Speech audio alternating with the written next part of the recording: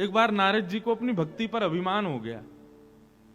नारद जी बोले हमसे बड़े भक्त तो दुनिया में कोई होंगे नहीं, 24 घंटा दिन रात नारायण नारायण नारायण यही उपास करते हैं।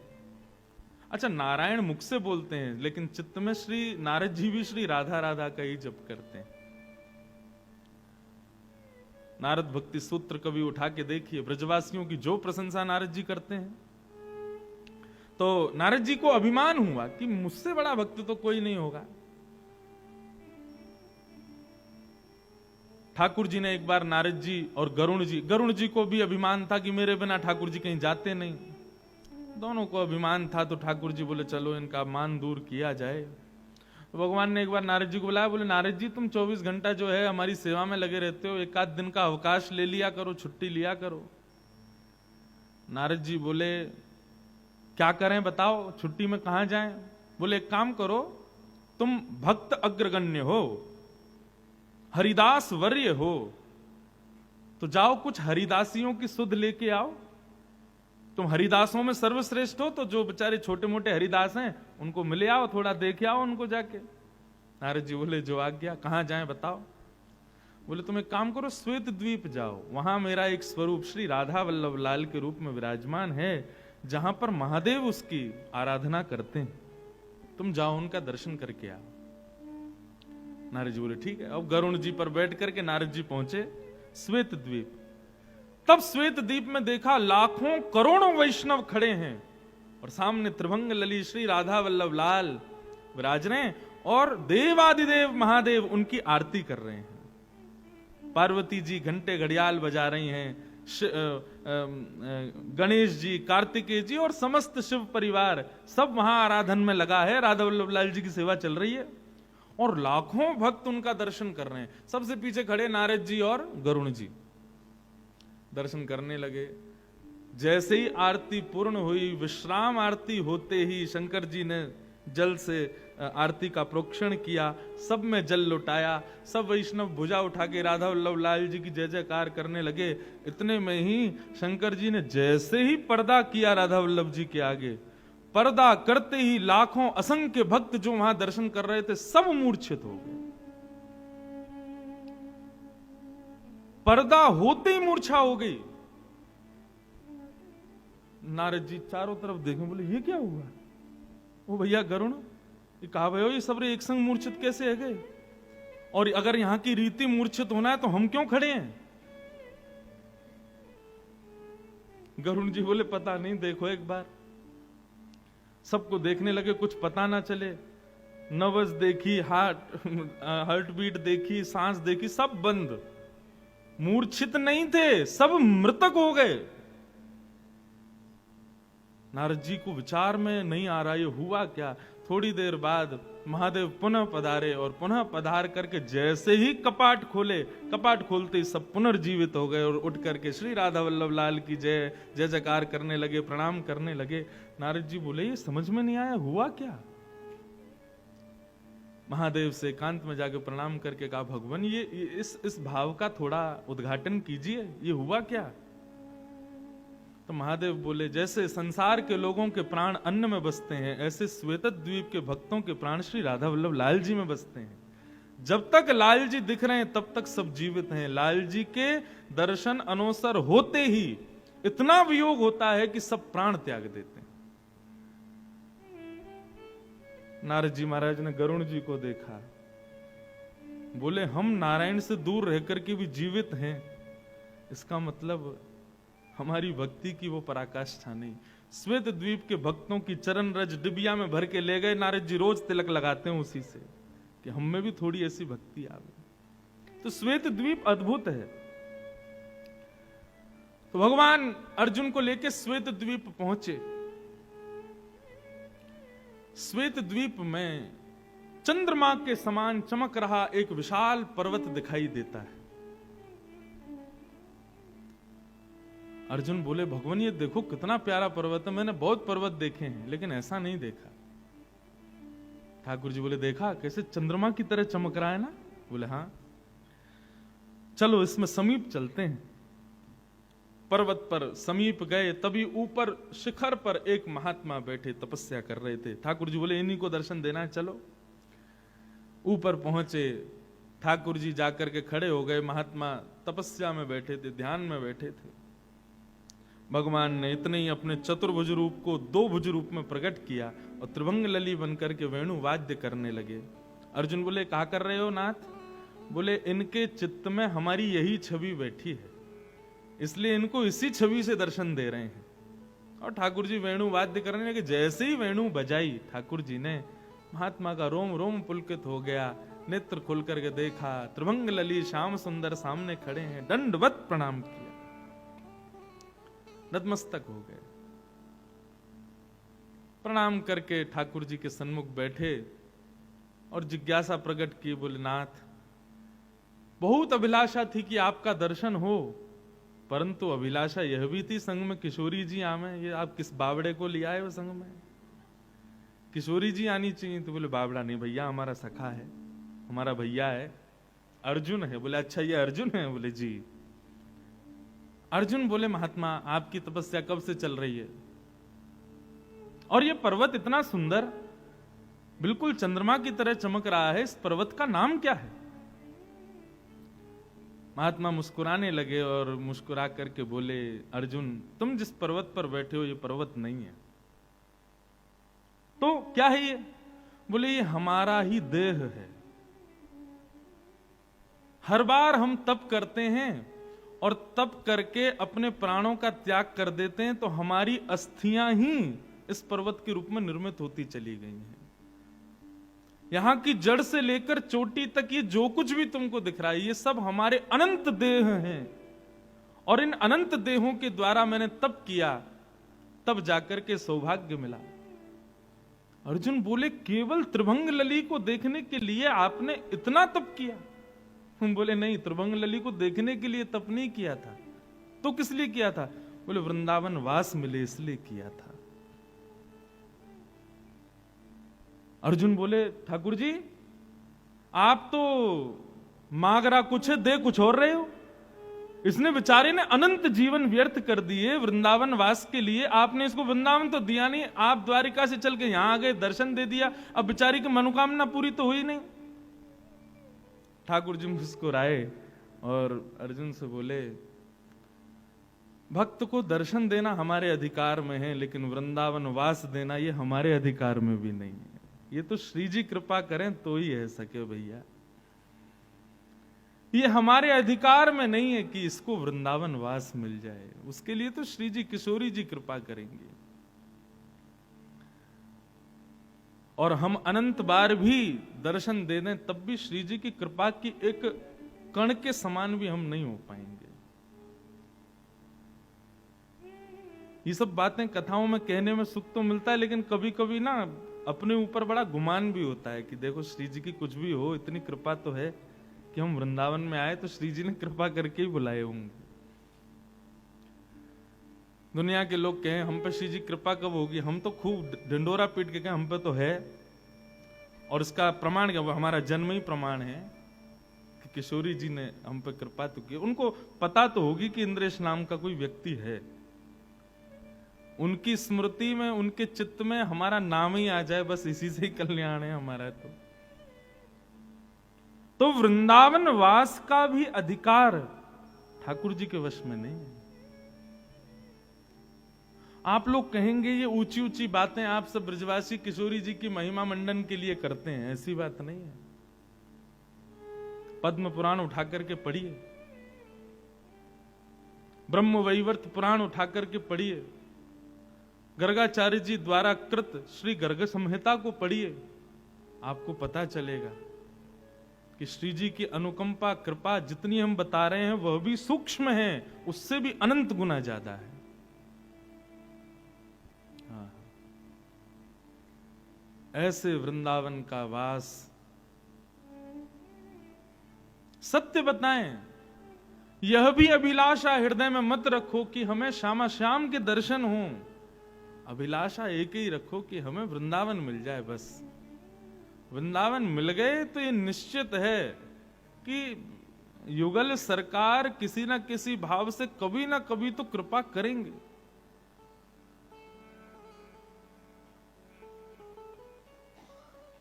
राधे राधे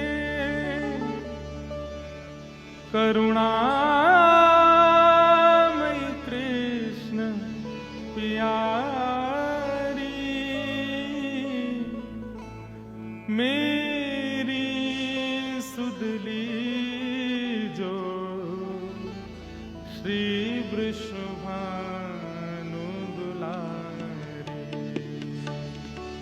राधे राधे करुणामयी कृष्ण प्यारी, मेरी सुधली जो श्री वृषभानु दुलारी। राधे राधे करुणामयी कृष्ण प्यारी, मेरी सुधली जो श्री वृषभानु दुलारी। गाओ। राधे राधे करुणामयी कृष्ण प्यारी, मेरी सुधली जो श्री वृषभानु दुलारी। हे अखिल लोक चूड़ामणि कीर्ति किशोरी, हे अखिल लोक चूड़ामणि कीर्ति किशोरी, हे अखिल लोक चूड़ामणि कीर्ति किशोरी, हे अखिल चूड़ामणि कीर्ति किशोरी, ब्रजभूषण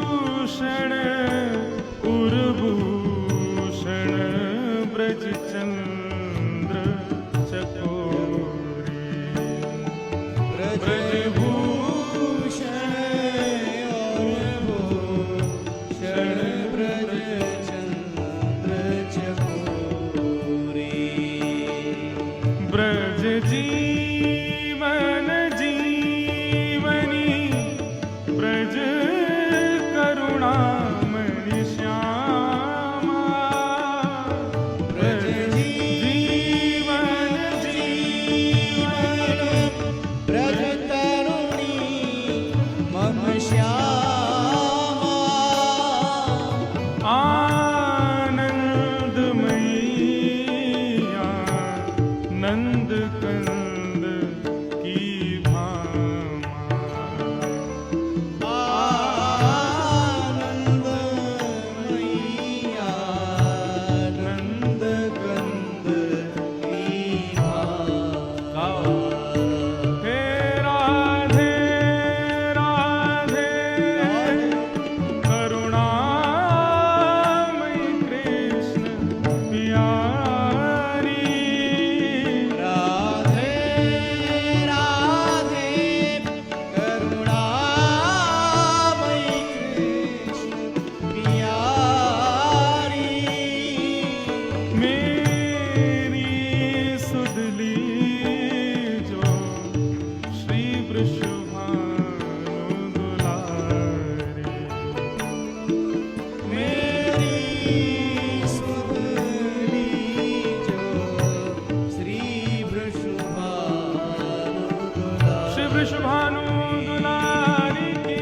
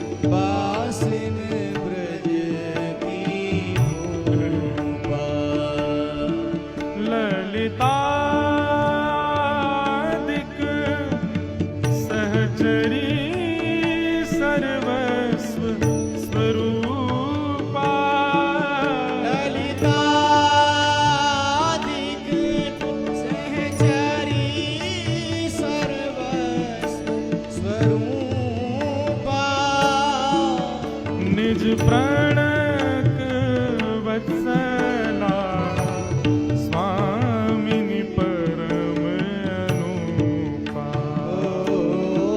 निज प्रणति वसुदा स्वामिनी परम हे गोप वंश मणि ब्रज बरसाने वारी गोप वंश मणि ब्रज बरसाने वारी मेरी सुधली जो श्री वृषभानु दुलारी मेरी सुधली जो श्री वृषभानु दुलारी हे राधे राधे करुणामयी कृष्ण प्यारी राधे राधे करुणामयी कृष्ण प्यारी मेरी सुधली जो श्री वृषभानु दुलारी मेरी सुधली जो श्री वृषभानु दुलारी मेरी सुधली जो श्री वृषभानु दुलारी ओ मेरी सुधली जो श्री वृषभानु दुलारी श्री बरसाने वाली बरसाने वाली श्री वृषभानु दुलारी वृषभानु दुलारी श्री मम प्रियतम प्यारी मम प्रियतम प्यारी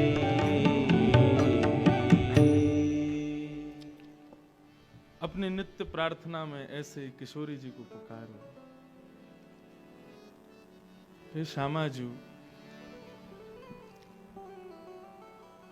एक बात बताओ, आप सबके भजन के प्रति अभिलाषा क्या है? चाहे हम कथा सुन रहे हैं, चाहे आप जो कुछ भी अपने नित्य क्रम करते हो, हैं हम संसारी लोग इतने ज्यादा पवित्र नहीं है कि बिना अभिलाषा के कुछ करें। एक सूक्ष्म अभिलाषा तो होती है, जैसे कि पता हो वो हमारी डेस्टिनेशन है, तो फिर सफर हम लोग उसी हिसाब से करते हैं। ठीक उसी प्रकार हमें हमारी कुछ ना कुछ सूक्ष्म ही सही अभिलाषा तो होती है, पर वो है क्या, ये जानना बहुत जरूरी है।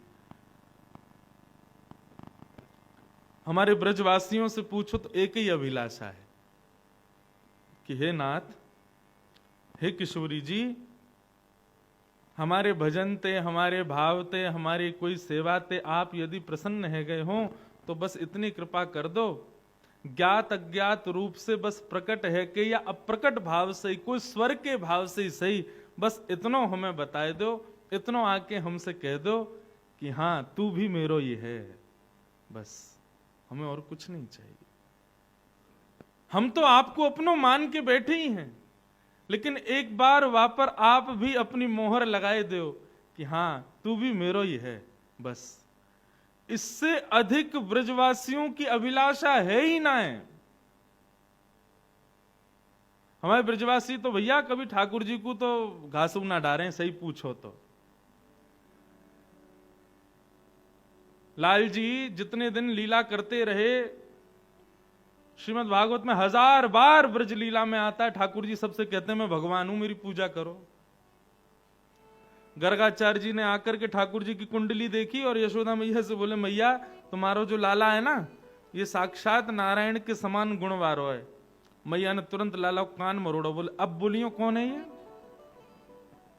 बोले मैया क्षमा करो।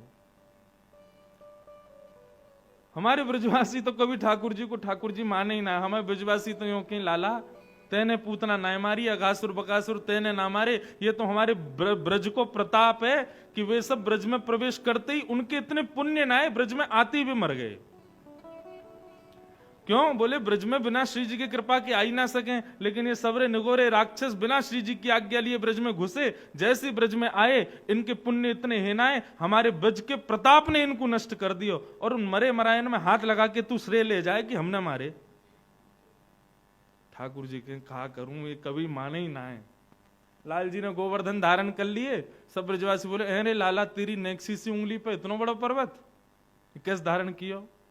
ठाकुर जी बोले, कछु माखन को बल बढ़ो, कछु गोपन करी सहाय। श्री राधे जू की कृपा सो मैंने गिरिवर लियो उठाए।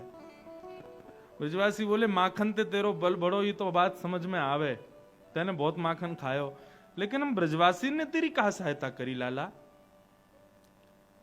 ठाकुर जी बोले, जब मैं गिरिराज जी उठाए रहे हो तो आप सबरे टकटकी लगा के मुंह को देख रहे, तो आप सबन की शक्ति मेरी उंगली में आ गई।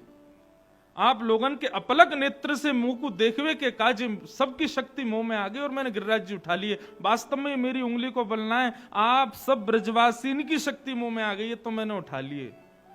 ब्रजवासी बोले, तभी तो हम कहें कमजोरी क्यों आ गई है हम में इतनी? आजकल सांस फूल जाए नेक में, घबराहट सी रहने लग, तभी तो हम कहें कि लाला हमारी शक्ति कहां चली गई? दूध तो खूब पी रहे हैं, अब तो चलिए नंद को छोरा पीछे पीछे चुरा ले। ब्रजवासियों ने कभी स्वीकार नहीं किया कि हमारो लाला कोई श्रेष्ठ भगवान है।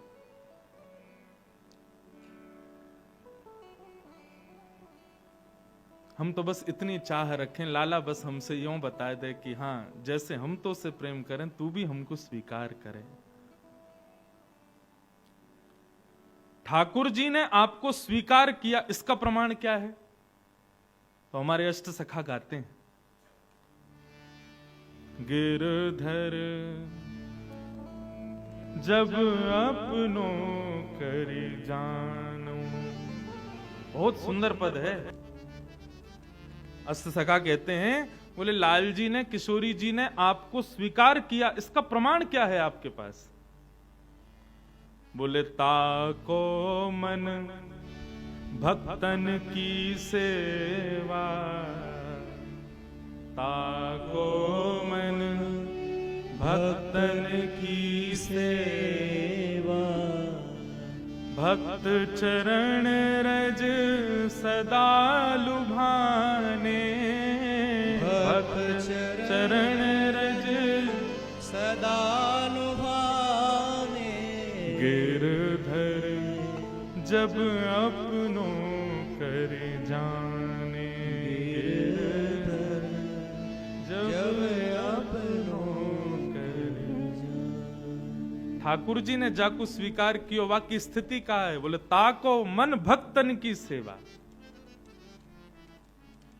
क्षमा करियो, श्यामा श्याम की सेवा, लाडली लाल की सेवा, ये तो सब अपनी स्थिति में है ही है। कई लोगों को मैंने ऐसे देखो, क्षमा करियो यदि ऐसे लोग कथा सुन रहे हो, बुरा मत मानियो, ठाकुर जी की सेवा में खूब आनंद कर रहे हैं, ठाकुर जी की सेवा में खूब प्रवृत्त हैं, श्री प्रियालाल जी को खूब लड़ा रहे हैं लाड, लेकिन कोई भक्त आ जाए, कोई वैष्णव आ जाए, कोई ब्रजवासी आ जाए, सो वाको तो केवल हाँ दूर से प्रणाम करके बैठा दियो, बाकी बात पूछो नहीं रहे, भैया तेने कुछ खाया हो कि नहीं, कोई दिक्कत तो नहीं है। लेकिन लाडली लाल जी को खूब लड़ा रहे हैं लाड। ये भक्त को स्वरूप ना है। भक्त को स्वरूप तो कैसो, लाडली लाल जी के संग आनंद कर रहा है, इतने में ही देखो कोई वैष्णव आयो, पुष्प बरसान लगो, जय हो लाडली लाल जी, देखो आपको कोई प्रेमी आया हो, वाको दंडवत प्रणाम करे, बिठावे, अपने हाथन से पवावे, गले लगावे। वैष्णवों के प्रति इतनी रति, इतना प्रेम भाव जिसके हृदय में हो, समझो वो ठाकुर जी ने उसको स्वीकार कर लिया है। लेकिन वैष्णव भक्तों को देख करके कोई कोई कोई आनंद ना होवे, कोई प्रसन्नता ना होवे, और केवल ठाकुर जी की सेवा ही सेवा, सेवा ही सेवा, वही में ही रुचि लगे। श्रीमद् भागवत में एकादश स्कंद में नवयोगेश्वर संवाद में भगवान कृष्ण इस बात की पुष्टि करते हैं, बोले जो केवल मेरी सेवा में ही तल्लीन रहता है लेकिन मेरे वैष्णव भक्त संत वृंद आदियों के प्रति जो रुचि नहीं रखता, वो साधारण भक्त है, उत्तम नहीं है। हाँ, वो मुझसे प्रीति करता, लेकिन मैं करता हूं इस बात की गारंटी नहीं है। तो वहां पर हरि नाम के योगेश्वर ने ठाकुर जी से पूछा, आप जिससे प्रेम करते उसकी स्थिति क्या है? तब ठाकुर जी वहां बताते हैं, बोले उसकी स्थिति ऐसी कि जैसे ही वो किसी मेरे भक्त अन्य भक्त को देखे तो ऐसे प्रसन्न हो जाए जैसे प्रियतमा अपने प्रियतम को देख के आनंदित हो जाती है, एक सखा अपने दूसरे सखा को देख के आनंदित हो जाता है। अरे कहां तक कहें, वो व्यक्ति इतना आनंद में आ जाए जैसे मानो साक्षात ठाकुर जी प्रकट हो गए हों, समझो कि वो मेरो भक्त है, मेरे वैष्णवों के प्रति रति रखे, वासे मेरो सुख जानो।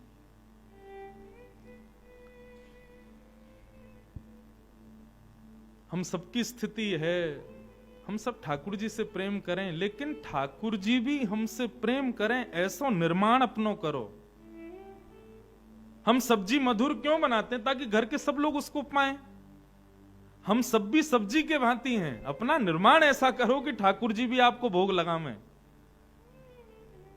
लेकिन छल कपट ईर्षा द्वेष अभिनिवेश अहंता ममता आदि ना जाने क्या क्या हम अपने भीतर डाल लेते हैं। ये सारे गर्म मसाले हैं जिनसे ठाकुर जी को मिर्च लगती है, फिर ठाकुर जी उसको स्वीकार नहीं करते। सहज सरल स्वभाव के धनी बने रहो।